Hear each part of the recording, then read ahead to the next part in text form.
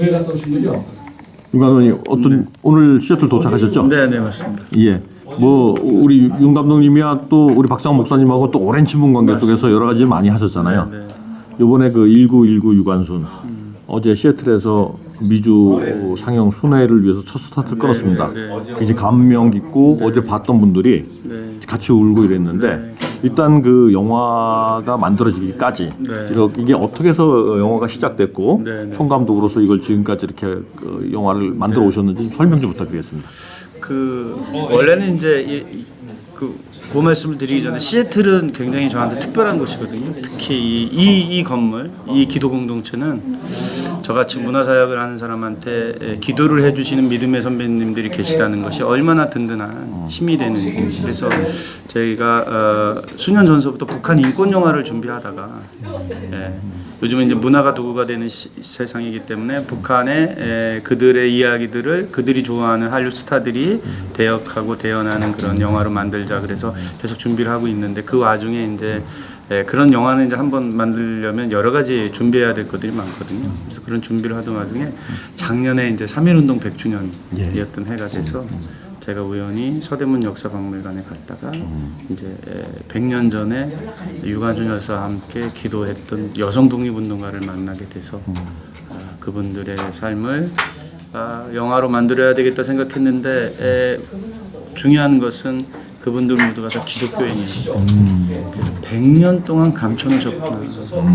그분들 중에는 웃음 팔고 그 술 따르던 가난 때문에 팔려온 기생도 있었고 안 못 보는 시각장애인도 있었고 백정의 딸도 있었고 간호사도 있었고 교사도 있었고 그러니까 뭐 살아온 환경이 다르고 성별이 다르고 각양각색의 사람이지만 나라 사랑이 하나님 사랑이었다는 그 신앙 앞에는 하나로 다 이렇게 뭉쳐서 독립운동을 했구나. 그래서 그런 거 이분들을 알려야 되겠다는 얘기로 만들게 됐습니다.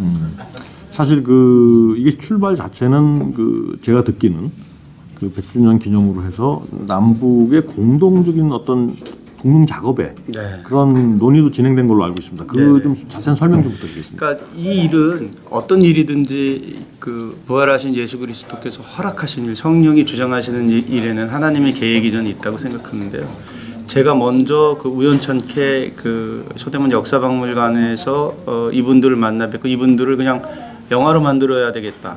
또 다큐멘터리로 만들어야 되겠다. 소설로 만들어야 되겠다. 뮤지컬로 만들어야 되겠다. 또 극장편 영화로 만들어야 되겠다. 그래서 5단계 계획을 제가 발표를 했습니다. 발표를 했는데 작년 4월 달에 북한의 김정은 위원장과 문재인 대통령이 판문점 도문다리에서 만나죠. 그랬을 때 언론에 제대로 오픈되지 않았지만 3.1운동 정신을 남과 북이 하나가 되는 마중물로 사용하자라고 이렇게 이야기를 나누셨던 모양이에요. 그래서 7월 달에 대통령께서 남북이 함께하는 3.1 100주년 위원회를 만들었어요. 그래서 이제 정치 관료들은 지도자가 이렇게 만들게 되면 컨텐츠가 있어야 되잖아요. 그렇죠. 그런데 유일하게 이런 것들을 하겠다고 선포한 사람이 저밖에 없었던 거예요. 그래서 저한테 대통령 직속위원회에서 이제 연락이 오게 되죠. 이러이러한 콘텐츠가 준비하고 있냐. 그렇다면 검증을 해보자. 그래서 드라마는 MBC의 이몽 지금 방송되고 있습니다. 그리고 이제 영화는 저희 것이 이제 공식 후원 인증 작품으로 이제 결정이 되죠. 이제 이런 거를 보게 되면 성령님이 허락하시고 계획하시는 일은 만약에 김정은 위원장이 올 봄에 방한을 했더라면 어떠한 일이 벌어졌을까? 전 그런 기대, 때를 어떤지 못 얻던지 저는 제 나름대로 주신 사명에 이제 순종을 한 거고요. 그래서 사실 이 영화는 북한의 그루터기 성도들한테 보여주기 위한 몇 가지 장치가 감춰져 있습니다. 근데 그 몇 가지 감춰진 장치는 지금 오픈해서 오픈해도 됩니다. 어차피 북한의 상영이 지금 무산됐기 때문에 오픈해도 되는데 그분들은 이렇게 명분과 명예를 굉장히 중요시하거든요. 그래서 남과 북이 통일되는 데는 진보든 보수든 이념이 없었다라는 것, 3.1운동이 그것의 효시였다는 것. 그래서 유관순 열사와 함께 8호 감방에 계셨던 분들 중에 5분이 북한 출신이에요. 그때는 남북이 없었으니까. 특별하게 개성 지역이 아주 열성적으로 3.1운동을 하셨고 그 개성 지역의 4분이 같은 감방에 계셨습니다. 그러니까 이거를 제대로 하려면 개성 쪽에 촬영을 할 수밖에 없었고 영화에는 반영되지 못했지만 그리고 또 북한의 유관순이라고 일컬어지는 동풍신이라는 또 한 살 더 어린 열사가 있어요. 그분은 이제 함경도 출신이고 그렇게 해서 그분들에 대한 것들을 이 영화에 담으려고 했었죠. 실제 내용은 담겨져 있는데 이제 북한 촬영까지. 그래서 여러 가지 이제 계획들이 있었는데 지금 이 일을 통해서 지금 이번에는 다 북한 촬영을 하지 못했지만 굉장히 가까워진 상태니까 다음 작품, 다다음 작품에는 남북가 북이 하나가 되는 작품을 만들 수 있을 것 같습니다. 아까 윤 감독님 말씀하신 것처럼 마중물의 역할은 이 1919 유관순이 충분히 했다라고 보고 그럼요. 또 영화를 보고 또 1919 유관순 책을 보니까 네, 공동 작업한 책을 보니까 그것이 더 확신으로 다가왔습니다. 이게 요즘 아이들이 이게 다음 세대를 책임질 청년들이 나라가 뭔지 얼마나 중요한 건지 모르거든요. 그런데 이 아이들은 영상은 좋아해요. 그렇죠. 그래서 이런 작품이 만들어져야 지금 군장병 50만 명은 무조건 의무적으로 이걸 봅니다. 그리고 이제 서울 광장에서 8월 15일 날 광복절 날 1,000만 시민을 상대로 해서 제가 무료로 오픈을 했고 원하는 교회마다 지금 그 영화 상영을 하거든요. 그러니까 때를 어떤지 못 어떤지 정말 저는 요 작품을 하면서 제가 느꼈습니다. 나는 선포하는 사명이니까 선포를 한다. 한 명의 청년이라도 분명히 이걸 듣고 하나님의 사랑을 느끼는 자가 있을 것이다.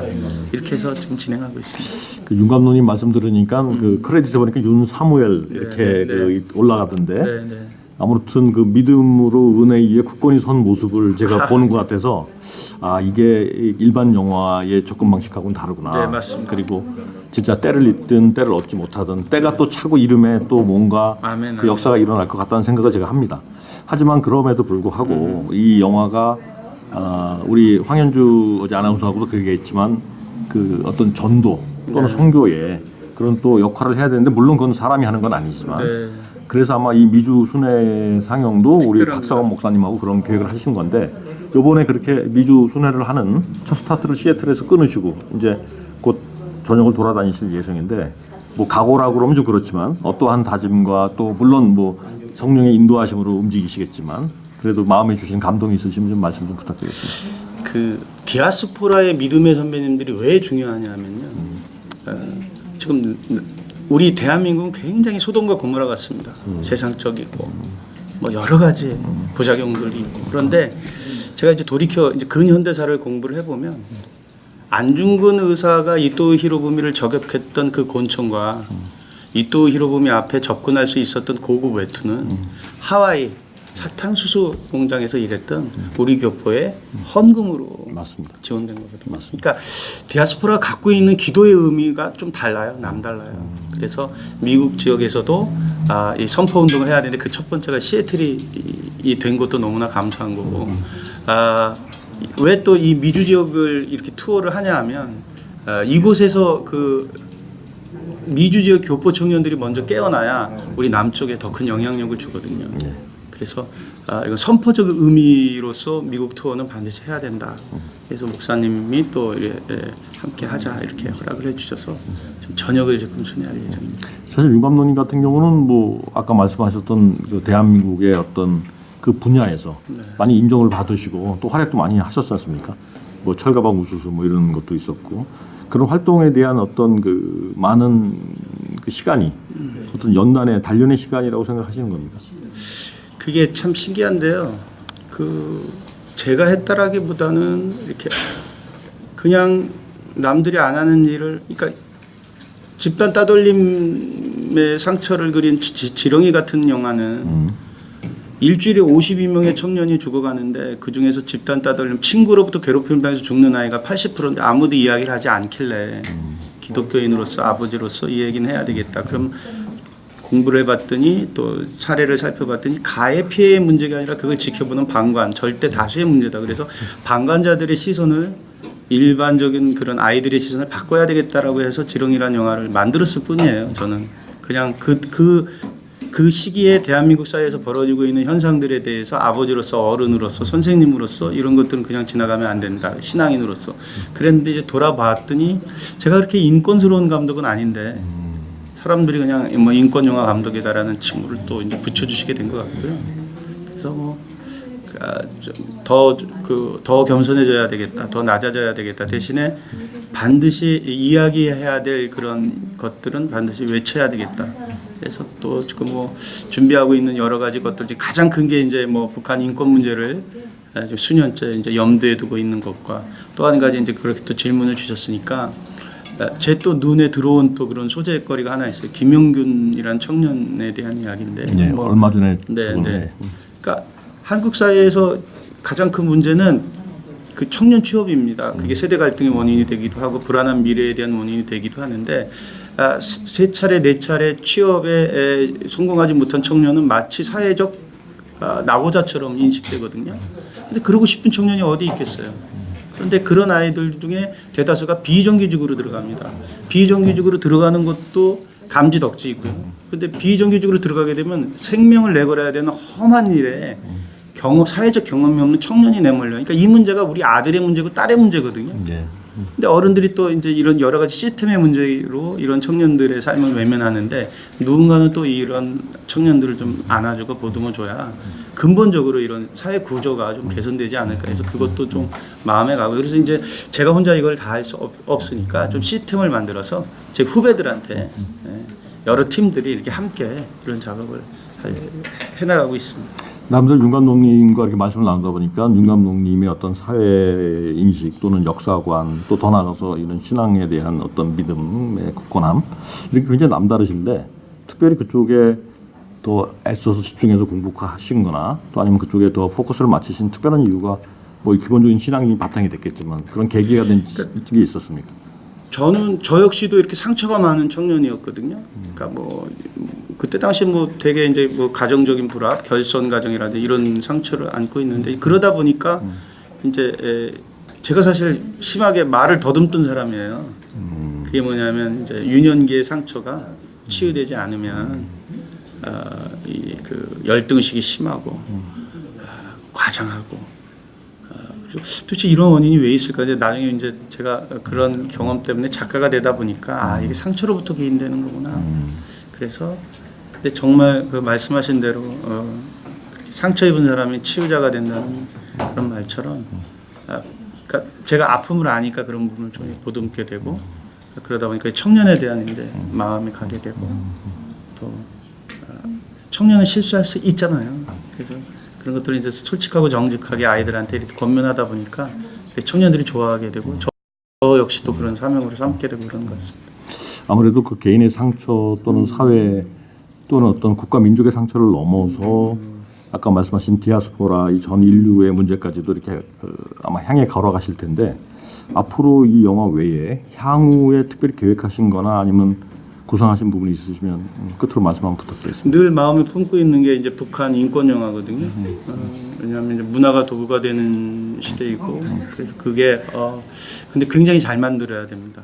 왜냐하면 타종교의 영화 뭐 신과 함께 같은 영화는 2,600만 명 이상이 관람했고 제작비가 편당 400억 이상이 들어가고 그래서 재정적으로 또 탄탄한 재정이 준비가 돼야 완성도가 높아지기 때문에 몇 년이 걸리더라도 이 작품만큼은 최선의 팀 최고의 노력을 다해서 하나님께 영광 바치는 건 당연한 것이고 세상적으로는 믿지 않는 자들도 이 영화를 보고서 은혜를 받을 수 있도록 그게 이제 가장 큰 기도 제목 중에 하나고요. 그다음에 이제 그 땅이나 그 시대마다 해야 될 이야기들이 존재하는 것 같아요. 그래서 일단은 지금 그 문제에 지금 주력을 하고 그다음에 아까 말씀드린 그런 청년의 상처를 좀 이렇게 감싸는 그런 문제에 대해서 좀 집중할 생각입니다. 아마 이 미주 순회의 발걸음이 또 지금 믿음대로 그 성령의 인도하심이라고 확신하시기 때문에 아마 이걸 통해서 윤 감독님이 이 디아스포라에게 말씀 전하는 그런 또 계기가 또 어떠한 역사를 이뤄낼지는 아무도 모르지 않습니까 사실은. 그래서 아마 우리 황현조 아나운서와 또 두 분이 또 가시는 길이 험하고 멀지라도 진짜 저 높은 곳을 향해서 가는 길이라 생각합니다. 그래서 다만 그 저희 디아스포라들이 이국 말리 땅에서 혹이라도 도울 수 있는 길이 있다면 우리 도산 안창호 선생님도 그런 과정을 겪었지만 우리 미주 커뮤니티 또 한인 커뮤니티 우리 한인들에게 이 영화를 통해서 또 하고 싶은 얘기가 별도로 있으시면 한 말씀 부탁드립니다. 이제 마지막 정말 큰 기도 제목 중에 하나인데요. 이 아무리 잘 만든 영화도 이 배급 즉 극장에 관을 걸지 못하면 많은 분들이 볼 수가 없거든요. 저희 이제 유관순 같은 경우도 한 6만여 명 정도밖에 극장에서 못 봤어요. 그게 첫 주에 10만 명의 관객이 들어야 되는데 이런 의미 있는 영화는 입소문이 났는데 3주가 걸려요. 그래서 가장 필요한 게 기독교적인 정신을 가진 배급사를 설립하는 게 중요합니다. 배급사를 설립하는 것에 구체적인 말씀들을 한 300만 불이면 설립될 수 있거든요. 그래서 그거를 왜냐하면 제가 이렇게 선포하는 이유는 제 후배들 도전하는 후배들도 이런 어려움들을 제가 이렇게 어려운데 제 후배들은 이런 말할 수가 없거든요. 그래서 그 기초가 이번 미국 투어를 통해서 이루어졌으면 좋겠습니다. 뭐 하고 싶은 얘기는 많지만 오늘 일정을 위해서 여기서 중단하겠습니다. 네. 위로와 축복을 너무 많이 받았습니다. 역시 제가 사실 이 일을 하면서 저는 한 가지 백이 있었는데 어떤 백이 있었냐면 이 디귿자 사진이 가져다 주는 백입니다. 다른 감독들은 어떤 생활을 하는지 모르지만 저는 기도해 주시는 믿음의 선배님들이 계시기 때문에 너무 든든합니다. 어떤 어려운 일들 저 같은 사람이 어떻게 국무회의에 2차례나 참석을 하고 믿지 않는 사람이 태반이고 또 뭐 죄송스러운 말씀이지만 제가 생각하는 것과 다른 정치적 성향을 가진 분들 속에서도 어느 한순간이라도 제가 기도하고 또 이렇게 주장한 대로 안 돼 본 적이 없습니다. 그런 이야기도 이제 비하인드 스토리도 말씀드리면 밤을 새야 되고요. 자, 작년 봄이었습니다. 짧게 이제 말씀드리면 여러분이 기도해 주시는 북한 인권 영화를 만들려다가 굉장히 어려움들이 많죠. 영화라는 게 정말 어렵습니다. 여러 가지 거절당하는 건 그저 기본이고 그래도 약속됐던 약속이 강남권에 있었던 약속이 취소가 되는 바람에 지하철을 타고 가다가 서대문 역사박물관에서 내렸습니다. 서대문 역사박물관역에서 지금은 이제 역사박물관이지만 100년 전에는 거기가 서대문 형무소죠. 그날따라 약속이 취소됐고 발길을 그쪽으로 옮기셨는데 한 2시간 정도 시간이 비니까 늘 봤던 데인데 그날 눈에 들어온 곳은 여옥사 요만합니다. 요거보다 더 작습니다. 유관순 열사는 저는 다 기억하죠. 66년생이니까 3월 하늘 가만히 우러러보면 유관순 누나가 생각납니다. 그런데 요즘 아이들한테 이런 교육조차 하지 않는데 그날 저한테 보여주셨던 분은 유관순 열사가 아니라 같은 감방에 있는 8분의 여성 독립운동가인데 정말 신면막측하시죠. 다 기독교인이에요. 100년 동안 그 어떤 사람 눈에도 이렇게 띄지 않게 눈을 다 가려놓으셨어요. 근데 그날 제 눈에 막 이렇게 쭈민대는 거예요. 둥. 어윤이, 과부, 기독교인. 이게 말이 돼? 신명철. 한 분 한 분씩 제가 말씀드리면 이런 분이에요. 신명철이라는 분. 4살 때 눈이 멀었어요. 약을 잘못 먹어서 소경이 됐어요. 자, 지금도 장애인 인권이 녹록치 않은데 100년 전에는 얼마나 심했을까요? 병신 딸이에요. 그러니까 창피하죠. 바깥에서 어른들이 오면 뒷방으로 감추기 급했을 거예요. 그런데 4살 때서부터 눈 못 보는 소경으로 살아온 이 소녀한테 부활하신 예수 그리스도가 각인되는 거예요. 하나님이 살아 역사하시는 거예요. 그래서 이 소녀가 이렇게 기도해요. 그래요 하나님, 나는 눈 앞을 못 보는 병신이고 바보예요. 그런데 나 같은 사람도 하나님의 도구가 될 수 있다고 저는 믿어요. 하나님의 도구가 되드리고 싶어요. 하나님 일을 하고 싶어요라고 이 소녀가 기도했어요. 그런데 10몇 년이 지난 다음에 만세운동을 한대요. 만세운동을 하면 죽는데요. 일경의 총과 칼에. 그런데 이 소녀한테는 앞이 안 보여요. 그래서 이 소녀가 그렇게 외쳐요. 하나님 너무 감사합니다. 이제 드디어 나의 사명이 발견됐습니다. 그래서 동네 사람들 학교 동창들을 모아서 이렇게 외치죠. 무서우면 내 뒤로 숨으라고. 나는 앞이 안 보이기 때문에 일본 경찰의 칼과 창이 두렵지 않다. 그러니까 하나님의 사명은 저는 이 콘텐츠를 만들면서 하나님의 사명은 각양각색이구나. 공부를 많이 해서 박사님이 되고 목회자가 되셔서 수많은 자들에게 설교하는 것 그런 것들이 중요한 것이 아니라 하나님과의 은밀한 관계가 있구나. 그런가 하면 8살에 가난 때문에 팔려간 기생이 있어요. 김향아라는 분이죠. 오줌 따르고 술 따르던 이 기생에게도 인격적인 하나님이 찾아오세요. 그런데 얼마나 큰 위로를 받느냐면 구약에 자기와 같은 기생이 있어요. 라합이라는 기생이 있어요. 히브리 민족을 구했어요. 나같이 매일 무쌍 애들한테 웃음 따르고 술 따르던 여자지만 나라를 위해서 민족을 위해서 분명히 무슨 일을 할 일이 있을 게야. 이렇게 생각했던 김영하는 기자한테 서울에서 만세운동이 벌어졌고 수원에서도 만세운동을 해야 되는데 일경들이 사람들이 모일 만한 곳은 다 검문 검색을 해요. 자기 기생 후배 30명을 모아요. 기생조합장이니까. 30명을 데리고 자해원이란 병원에 보건검진을 받는다고 일본의 검문을 뚫고 들어가서 수원 역적 마당 앞에서 만세를 해요. 자, 임명회라는 분이 있어요. 남편이 구세군 사령이에요. 그러니까 목사님 같은 일을 하는 거예요. 그런데 남편이 만세운동을 하러 간다 그러니까 이 안악이 이렇게 얘기해요. 여보, 나도 만세운동을 하게 해주세요. 그런데 홀몸이 아니잖아요. 만삭의 몸이잖아요. 여보, 당신은 안 돼. 몸이 지금 이런데. 아니에요. 혼자 만세운동을 하는 것보다 태중의 아이까지 함께 만세운동을 하면 하나님이 얼마나 기뻐하실까요?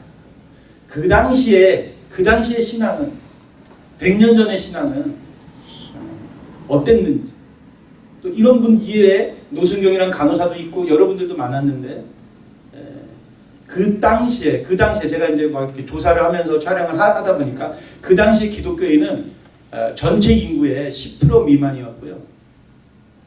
이 3일 만세운동을 천도교에서 제정을 했어요. 돈은 잠깐 영화에도 나오지만 그런데 목숨을 거는 일, 즉 독립문 이 전단지를 전국에 이제 뿌리는 일은 기독교인이 했어요. 장로교단, 그다음에 감리교단, 북감리교, 남감리교 이렇게 34개 팀이 전국에 이 독립문 전단지를 뿌리게 됐어요. 그 당시에 이런 유관순 열사를 비롯해서 많은 이런 청년들 그냥 운동을 한 것이 아니라 그런 청년들 뒤에는 목사님들이 계셨어요. 그래서 3.1운동은 제 시각으로 보면 청년운동이에요. 그런데 그 청년들 뒤에는 지도자가 있었죠. 유관순 열사 뒤에는 손정도 목사님이 계셨고요. 이필주 목사님이 계셨고요. 피어슨 선교사가 있었고요. 그리고 이 청년운동, 이 운동이 얼마나 민족의 푯대로 크게 선용됐냐면 목사님들이 이런 청년들한테 이런 강대상에서 설교를 하게 되면 청년이 변화가 되잖아요. 하나님 사랑이 나라 사랑이다. 너희들이 빼앗긴 나라를 되찾아야 된다. 그러니까 일본 경찰들이 이렇게 많이 모이는 곳이면 다 체포를 해요. 그러니까 설교를 하면 목사님이 잡혀가는 거예요. 설교를 원래 안 해야 되는 거예요. 세상적인 마음을. 그런데 목사님들이 설교를 해요. 설교를 하면 일경이 서 있어요.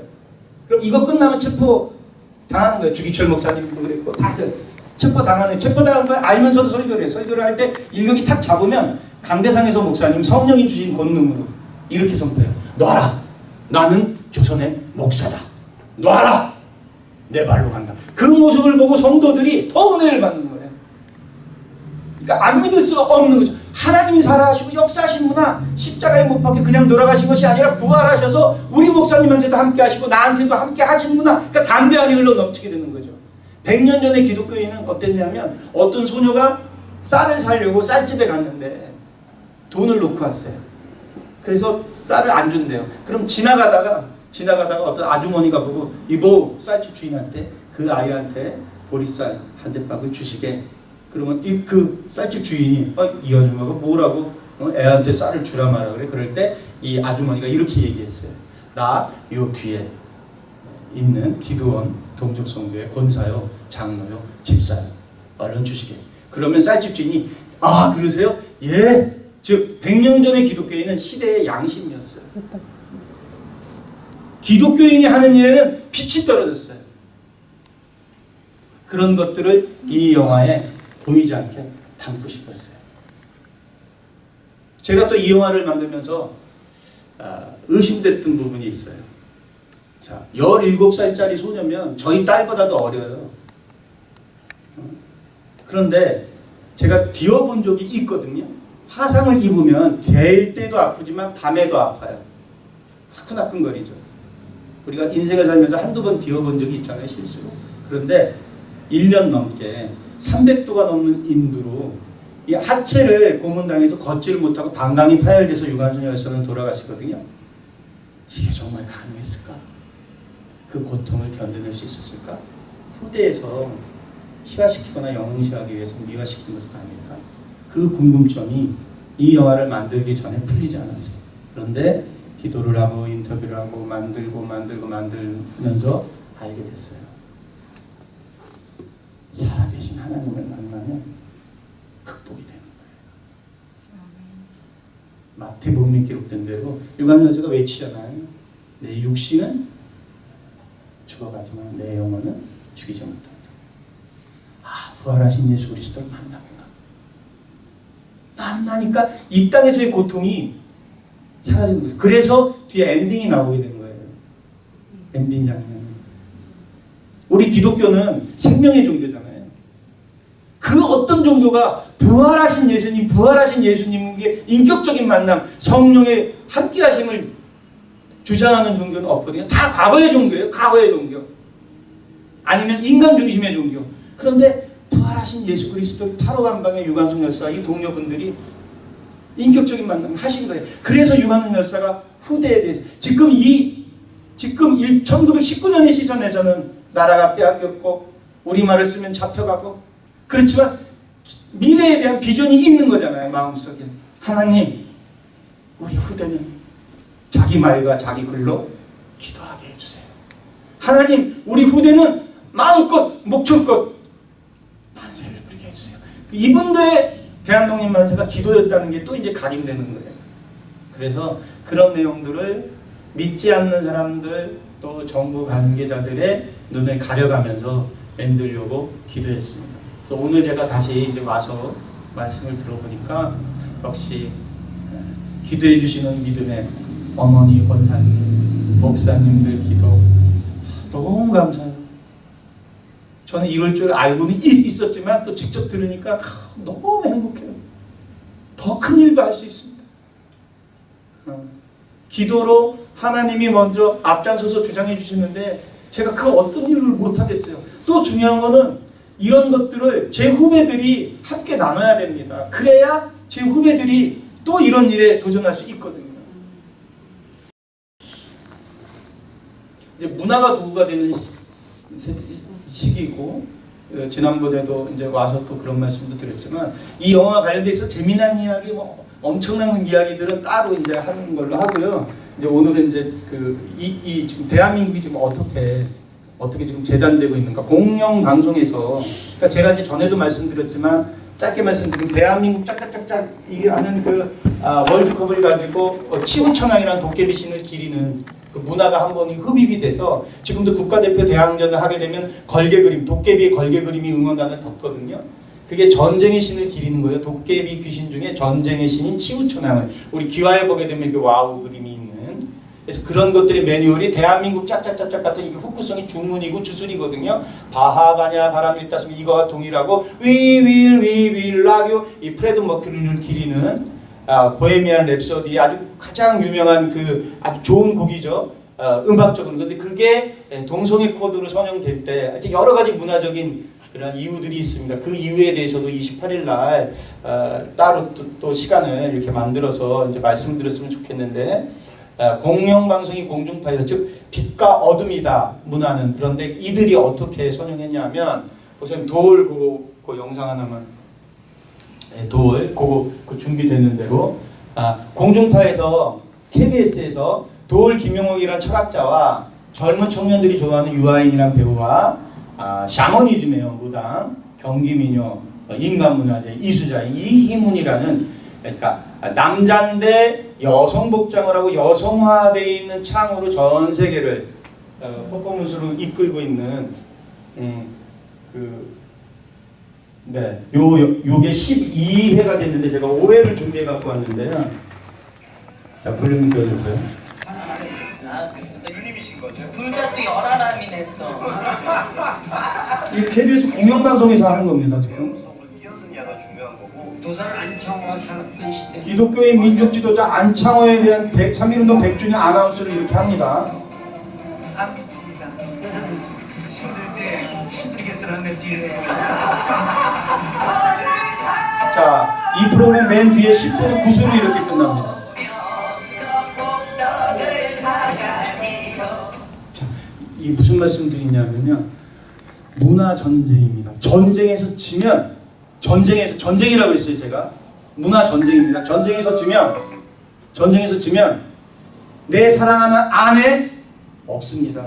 갈기갈기 찢겨 죽는 게 전쟁입니다. 전쟁에서 지면 내 사랑하는 딸 짓밟히는 겁니다. 내 남편 죽는 겁니다. 사지가 절단돼서 내 아들 갈기갈기 찢겨서 죽는 겁니다. 전쟁에서 지면 끝입니다. 전쟁은 양보가 없고 미덕이 없는 거예요. 전쟁은 그 어떤 전쟁이라도 지면 끝나는 겁니다. 문화로 전쟁이 시작됐습니다. 그런데 이 땅을 갖고 왜 그러느냐? 히브리 민족 다음으로 선교사들의 보혈에 피가 뿌려져 있는 땅입니다. 하나님이 가장 아끼는 이방 민족입니다. 100년 전서부터 원래 이 땅은 어둠의 땅이었습니다. 그래서 그 동네마다 심볼리즘이 서 있어요. 천하대장군, 지하여장군. 이게 뭐냐면 그 지역을 지키는 귀신들이 이 지역에 사는 인간은 다 내 것이요. 그리고 그 땅의 가장 높은 곳에 성한당이 있죠. 그리고 그 지역마다 심벌의 특징이 다릅니다. 바닷가는 용왕이 다스린다. 산은 산신이 다스린다. 이렇게 각양각색의 귀신들이 지배했던 이 땅을 하나님이 자기의 아들의 살아 역사하심을 믿고 따르는 주의 종들 가장 똑똑하고 가장 뛰어나고 가장 영성이 높아진 선교사들을 수없이 보내서 그 선교사들의 순교로 이 민족이 거듭나게 되고 이 민족이 하나님의 사랑하는 아들이 된 땅입니다. 그 땅을 다시 어둠이 뺏어가려고 본격적으로 선포를 하는 겁니다. 보헤미안 랩소디라는 그런 영화가 1300만 명이 넘게 대한민국에 봤습니다. 주로 본 친구들이 청소년입니다. 음악이 좋으니까. 그런데 이 프레드 머큐리라는 이 가수가 했던 그룹 퀸이라는 그 그룹의 아젠다가 뭐냐면 사회의 부적응자들을 위로한다라는 아젠다가 이 그룹의 명칭입니다. 그리고 이 프레드 머큐리가 양성애자예요. 에이즈로 죽었어요. 20몇 년 전에 죽은 그가 그의 예술 음악으로 다시 환생이 돼서 프레드 머큐리의 청바지와 러닝과 코스염을 모든 여자 대학생들이 코스프레 룸을 해서 따라해서 밤마다 심야극장에서 위윌 나귀를 외친 걸 우리 지도자들은 몰라요. KBS 공중파에서 조금 전에 보셨듯이 돌이라는 안티크리스찬이 나와서 누구를 주제로 합니까? 누구를 주제로 해요? 도산 안창호를 주제로 해요. 그리고 누구를 디스해요? 이승만 장로를 디스해요. 물론 뒤에 독재적인 어떤 행위를 했다는 것조차 제가 그런 어떤 공과에 대한 그런 논의를 하자는 것이 아닙니다. 그렇게 하면서 누구를 앞세워요? 청년들한테 흡입력이 있는 연기 잘하는 유아인이라는 그 배우를 앞세우고 맨 끝은 무엇로 해요? 양성애자. 예술성이 있는. 이게 매뉴얼이라고요. 그러면 이런 프로그램을 보게 되면 이 프로그램의 각인은 뭐냐면 편향적인 기독교의 정신에 대해서 왜 기독교는 저렇게 이기적이지라는 생각을 갖게 되고 그 다음에 동성애에 대해서 아무런 꺼리낌이 없게 돼요. 왜 기독교인들은 동성애에 대해서 일방적으로 반대하지? 저렇게 편견이 아주 지독한 이기적인 집단이지? 이렇게 됩니다. 그 프레드 머큐리가 나왔던 보헤미안 랩소디에는 딥 키스가 2번이나 나와요. 그럼 그 사람이 영혼이 극렬하게 느껴져요. 그거 한 편 보게 되면 안 됐다 동성애자. 저런 사람은 왜 위로해주지 못하지? 왜 이해받지 못하지? 자, 문화는 한번 각인돼 버리면 뼈를 오염시키기 때문에 드러낼 수가 없거든요. 한 가지 더 예를 들면 제가 시간이 없기 때문에 무릎팍도사라는 프로그램이 있었어요. 그 영상도 제가 다음번에 보여드릴 텐데 강호동이라는 청년들이 가장 좋아하는 지금도 강호동이라는 개그맨 굉장히 영향력 있죠. 그 개그맨이 도사복장을 하고 나온다고요. 그래서 고민 있는 청춘 스타들을 불러다가 그게 법당이에요. 도사복장의 법당이고 불상이 뒤에 있고 오프닝이 어떻게 되냐면 올빼니라는 보조 MC가 무릎팍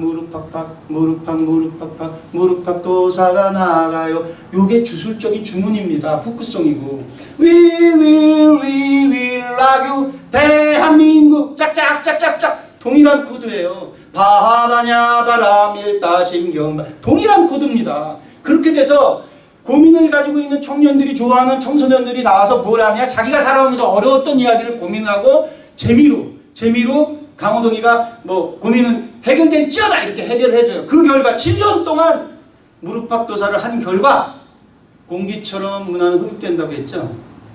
대한민국의 대학가에 가장 많은 업소가 무슨 업소인지 모르실 거예요. 술집일 것이다. 천만의 말씀. 당구장, 게임방, PC방, 타로 점집입니다.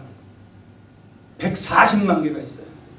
건대, 성대, 서울대, 어디든 연대야, 진천.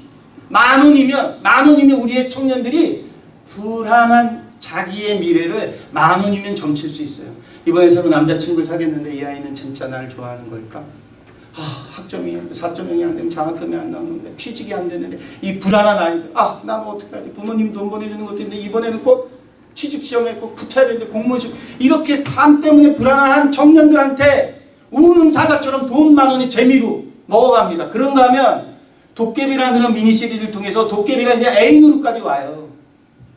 문화 전쟁입니다. 다시 한번 말씀드리지만 전쟁은 지면 다 죽는 거예요. 그래서 유럽이 죽었고 그래서 영국이 죽는 거예요. 다 죽는 거예요. 그러면 어떻게 해야 되느냐? 때를 얻든지 묻었든지 선포해야 됩니다. 그래서 저는 다행인 게 기도해 주시는 믿음의 선배님들이 계십니다. 제가 때를 얻든지 묻었든지 저는 또 오늘 엄청난 사랑의 힘을 제가 받아갑니다.